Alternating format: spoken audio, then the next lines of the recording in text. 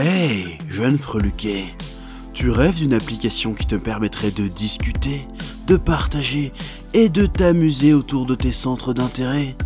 Alors rejoins Amino. Amino. Sur Amino, tu peux rejoindre des communautés qui partagent tes passions. Manga, animé, DBZ, One Piece, cinéma, séries télé, sport. Toutes les passions sont sur Amino. Amino. Et la passion, c'est trop bon. Oh, c'est trop bon. Amino, c'est aussi des chats de discussion. Amino, c'est aussi des sondages. Amino, c'est aussi des quiz. Amino. Avec Amino, tu peux aussi créer et animer tes propres communautés, tes propres chats, tes propres sondages, tes propres quiz. Et ça, c'est beau. D'ailleurs, j'ai créé la mienne. Rejoins la communauté, le chef Otaku, et viens répondre à mes sondages, du genre Kid Buu versus Gohan ou Broly est-il canon? Allez, viens! Oh oui, viens! On va partager nos passions. La passion, oui, la passion! Amino! Les liens sont dans la description. Ouais. Quoi? DBS c'est fini maintenant, donc il faut bien que je trouve une nouvelle source de revenus, hein, sinon je fais comment moi? Hein? Salutations Tadona, je suis le chef et bienvenue dans la review de l'épisode 11 de Nanatsu no Taizai. Enfin, épisode 11, parce que j'ai mal prononcé, de Nanatsu no Taizai, The Seven Deadly Sins, les 7 péchés capitaux. Alors voilà, comme d'habitude, je vais spoiler, donc si tu n'as pas vu l'épisode, bah, tu peux essayer de faire ce que tu veux, mais au moins j'ai prévenu. Voilà, si tu veux rager quand même parce que je spoil, tu peux le faire dans les commentaires pour le référencement. Ça fait plaisir, c'est cadeau. Voilà, ouais. Alors cette semaine, on a un épisode riche en émotions qui nous raconte un peu les origines de Ban, les doutes de Ban. On a un Ban qui s'ouvre un petit peu à son père qu'il vient de retrouver, hein, le fameux Ivago, le renard-garou.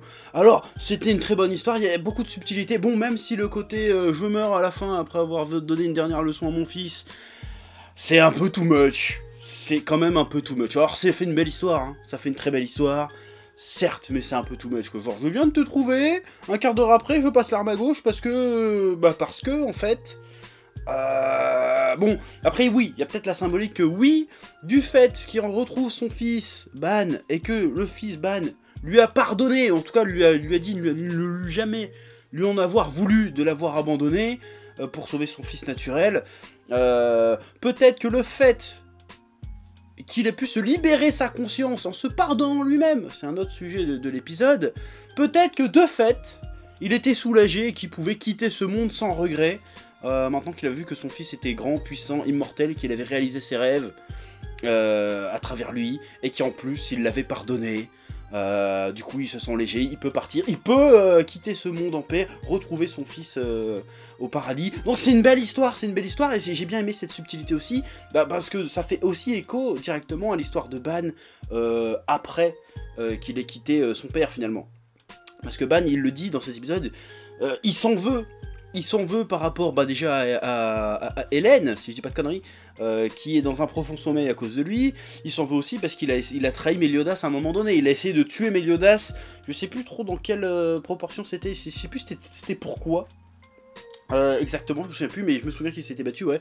Donc il s'en veut d'avoir trahi ses amis pour ses objectifs personnels, et il s'en veut aussi, et c'est encore plus coupable parce que Meliodas finalement lui en veut pas. Hein, Meliodas c'est un peu son Goku, hein. C'est le gars, ouais t'as tué mon meilleur pote il y a 10 ans, mais c'est pas grave, je te pardonne, toi c'est le gars, il est pas rancunier, là je parle de Goku, hein. Donc Meliodas c'est un peu pareil, c'est le gars pas rancunier, qui pardonne, qui comprend, et qui du coup, vu que le mec est tellement un mec bien finalement, en tout cas il a l'air d'être un mec bien, que finalement, ça te fait ressortir le fait que t'es une merde. Et c'est un peu ce que ressent Ban, et il s'en veut à lui-même, et il en veut à Meliodas de pas lui en vouloir, finalement.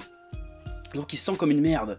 Et c'est là que ça devient intelligent, c'est là que ça devient très subtil, c'est que, son père a fait, mais regarde, moi je m'en suis voulu toute ma vie, et en fait, tu m'en as jamais voulu, toi. Donc il faut que t'arrives à te pardonner toi-même, finalement. Et c'est ça le plus difficile, c'est de se pardonner soi-même. Et du coup, Ban, il essaye de se pardonner lui-même. Et ça, j'ai trouvé que je m'attendais pas à une subtilité pareille. Très bien écrit, très bien amené. Une très bonne histoire. Bon, alors, après, je reste encore dessus à me demander à quoi va servir ce flashback. Bon, là, il nous sert, il nous raconte quelque chose sur le personnage, mais dans la grande intrigue, à quoi ça va nous servir? Alors, peut-être après qu'on nous a peut-être introduit la petite sœur de Ban, et peut-être qu'à ce moment-là, on va la revoir à un moment donné et que ça va développer quelque chose. Ça serait logique. Déjà, on l'a vu avec les flashbacks de King, on voit un personnage mort qui revient, on l'a vu avec Diane et Matrona qui revient, donc peut-être qu'avec Ban, ça va suivre le même délire. Voilà, et je pense aussi, mais ça en apprend pas mal sur Meliodas aussi, parce que je pense que Meliodas, si il pardonne si facilement, c'est parce qu'il a dû faire une merde lui-même à un moment donné, Meliodas, et qu'il en est revenu de cette merde.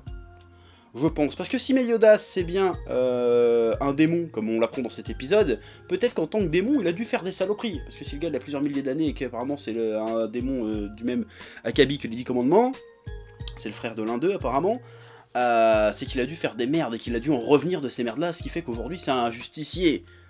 Donc peut-être que ça explique un peu que Meliodas peut justifier, parce que Ban, comparé à Meliodas, finalement, c'est qu'un gamin, donc peut-être que Meliodas, de sa sagesse, de sa longitude, il peut dire sa longévité, non, attends, de sa longévité, ok, il est vieux, quoi, il est vieux, j'ai bugué sur un mot, il est vieux, donc peut-être que son expérience, il a plus de sagesse, il fait, bon, je te pardonne, Ban, t'es qu'un gamin, c'est pas de ta faute, de toute façon, je peux pas te juger, j'ai fait certainement pire. Donc ça, je trouve ça intéressant, et ça me donne curieux, qu'est-ce qu'il a fait, Meliodas?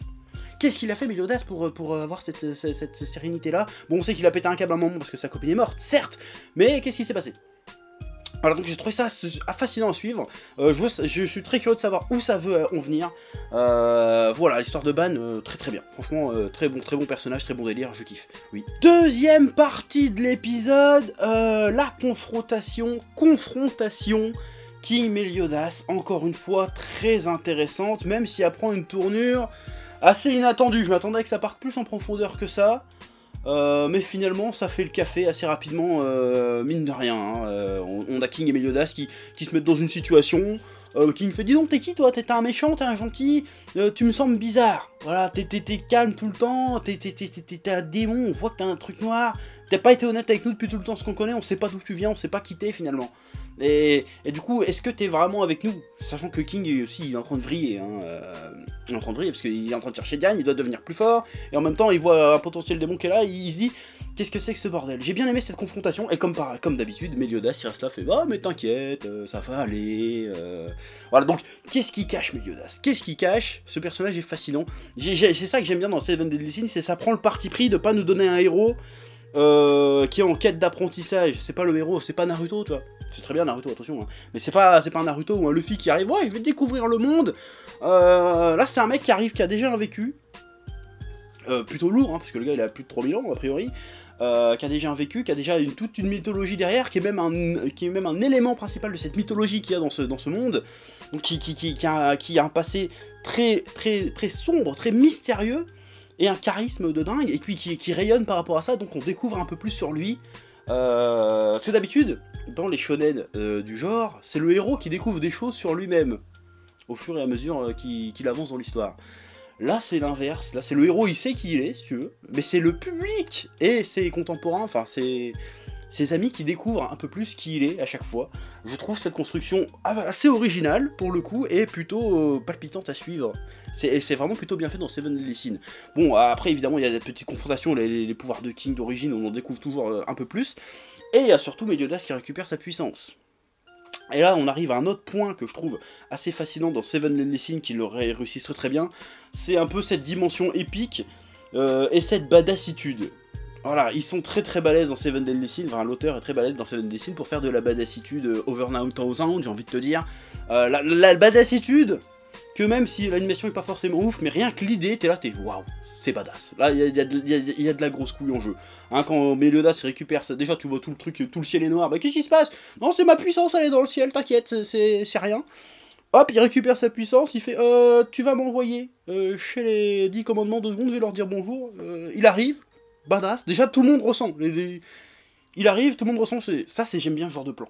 Où les méchants sont en train de faire, oh merde, je reconnais cette puissance, c'est pas bien. Tu vois, j'adore ce genre de truc. Donc là, tu récupères sa puissance, ils sont tous... Bah, c'est Meliodas, là, il a récupéré sa puissance ou pas, là? Qu'est-ce qui se passe? Boum, il arrive devant les mecs, Et là, encore une fois, non seulement c'est badass, ils se mettent à tous à flipper, mais il y a Galan, il veut faire le balèze. Il y a Galan, il y a 3-4 épisodes de ça, il a décimé les Seven Deadly Sins en 2-2. Voilà, là encore une fois, on se sert de Galan pour faire la représentation de la puissance. Là, on nous a pas sorti les chiffres, on nous a montré. C'est ça que j'avais aimé avec Galan, même s'il y avait les chiffres, on nous a montré qu'il avait défoncé tout le monde.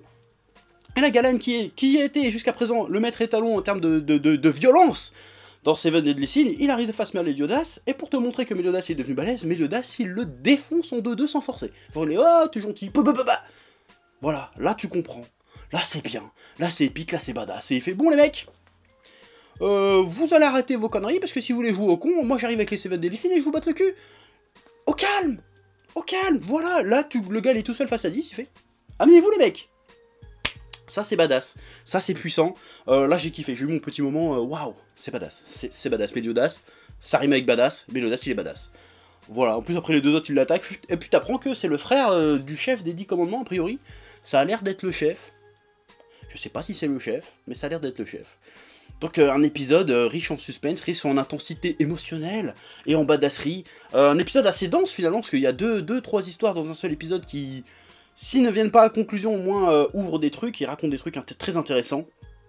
Donc voilà, Seven Deadly Sins pour l'instant c'est de la très très bonne cam, et je suis bigrement curieux de voir la suite. Parce que là on a un Meliodas qui récupère toute sa puissance a priori, mais on sait aussi que les 10 commandements ne sont pas à pleine puissance. On le sait aussi ça, donc à ce moment-là, que va-t-il se passer ? Là, je sens que ça va être badass. Et on revient enfin, aussi, c'est ça qui est bien avec cet épisode, on revient enfin, on renoue enfin avec l'intrigue principale de ce début de saison, ce qui n'est pas plus mal, et j'espère que ça va continuer dans ce sens-là. Bon, j'imagine que dans les épisodes suivants, parce que je regarde pas les previews, j'imagine que dans l'épisode suivant, on va certainement retrouver Diane, parce que ça fait un moment qu'on l'a pas vu, Diane, faudrait savoir qu'est-ce qu'elle devient. Voilà. Et encore les entraînements des autres, on sait pas ce qui s'est passé dans les entraînements des autres. Je pense qu'on va encore se taper peut-être 2-3 épisodes où on sera en train de power-up tranquille dans son coin. Mais j'ai hâte qu'on revienne à l'intrigue principale, parce que ça risque d'être palpitant en termes de violence épique, et aussi en termes de storytelling, hein, tout simplement, d'histoire, de narration, tout ça. Donc Nanatsu no Taizai, ça reste quand même une excellente série pour l'instant, y a pas à chier, y a pas de tortiller du cul pour chier droit, c'est très très bien, et je kiffe. Voilà, c'est tout ce que j'ai à dire sur Seven Deadly Sins. Maintenant, je vous laisse débattre en commentaire de ce que vous avez pensé de cet épisode, de laisser des pouces bleus. Je sais que ça va être « Oh, t'es pas prêt, chef !» Je sais que je suis pas prêt, mais à force de me dire que je suis pas prêt, je vais finir par être préparé. Donc du coup, je serai prêt. Ou pas, ça dépendra. Mais voilà, Seven Deadly Sins épisode 11, encore une fois, très bon épisode. Tu laisses des pouces bleus, des commentaires, tu t'abonnes, tu partages, tu fais ce que tu veux. Et moi, je te dis à très bientôt pour de nouvelles reviews de Seven Deadly Sins. Dab, ouais, je fais des dames encore en 2018, et alors, qu'est-ce qu'il y a, foufou? Allez, peace. Eh oh, tu vas pas te barrer comme ça, hein? Tu vas laisser un pouce bleu? Un petit pouce bleu, hein? Puis tu regardes aussi les autres vidéos? Parce que voilà, tu t'abonnes? Ouais?